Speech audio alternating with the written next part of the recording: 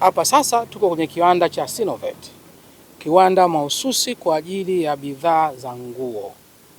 Kwa hiyo tunategemea kiwanda hiki kitakapokamilika na kuanza shughuli zake za uzalishaji wa nguo, na sisi tutakuwa na nguo zetu zinazotengenezwa hapa Tanzania na nyingine ya kupelekwa nje, kitasaidia sana katika kukuza ajira. Wataalamu wametuambia kikamilika kabisa kitaajiri watu takriban 10,000. Sasa jiulize, watu 10,000 wamepata ajira kwenye eneo hili. Maanake umewezesha familia 10,000 kuweza kujipatia kipato. Kwa hiyo hii ni juhudi ambazo zinafanywa katika utekelezaji wa Dira 2050.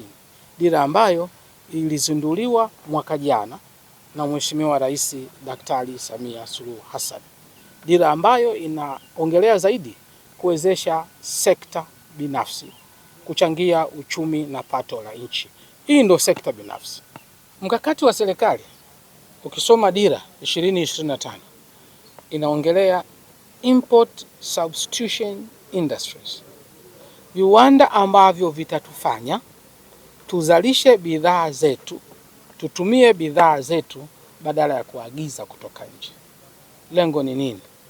Moja kati ya kipimo cha kwenye uchumi ni wewe unaagiza kiasi gani na wewe unauza kiasi gani. Inaitwa balance of trade. Sasa kwa kiwanda hiki cha Sinovet kitakachozalisha nguo, tunataka Watanzania waweze kupata mahitaji ya nguo zao kutoka hapa badala ya kuagiza nguo kutoka nje. Hizi tutofaa hizi ukiuliza zote zinatoka nje, tunazinunua kwa dola, fedha za kigeni. Sasa tunataka hizi zitengenezwe hapa Sinovet Bagamoyo, ili tuvinunue kwa shilingi, dola yetu ibaki na uchumi wetu uweze kukua. Na hili linawezekana kwa sababu Mungu katujalia sisi ni nchi ambayo kila zao linaweza likakubali nchi hii. Ndugu zangu Wasukuma kule wanalima pamba sana. Ile pamba sasa itaongezwa thamani na viwanda vilivyoko kule Shinyanga na maeneo mengine, Pwani na hapa Bagamoyo, kule Mkuranga na hapa Bagamoyo, ili kulisha viwanda kama hivi. Sasa ziara yao hapa ni kuangalia kile kinachozungumzwa na kile ambacho kinafanyika. Sasa wamekuja hapa leo kukagua huu mradi ambao utakuwa ni kiwanda cha nguo ambacho kipo katika huu mji maalum wa uwekezaji wa Bagamoyo.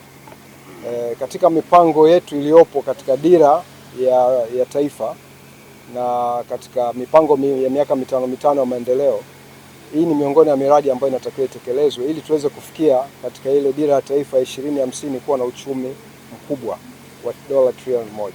Sasa hizi ni hatua za kwanza, na wasimamizi wetu ambao ndio kamati ya kudumu ya Bunge imekuja kutaka kujiridhisha, je, yale mnayoyasema ndio haya yanatekelezwa katika ardhi, katika mipango ya Bagamoyo.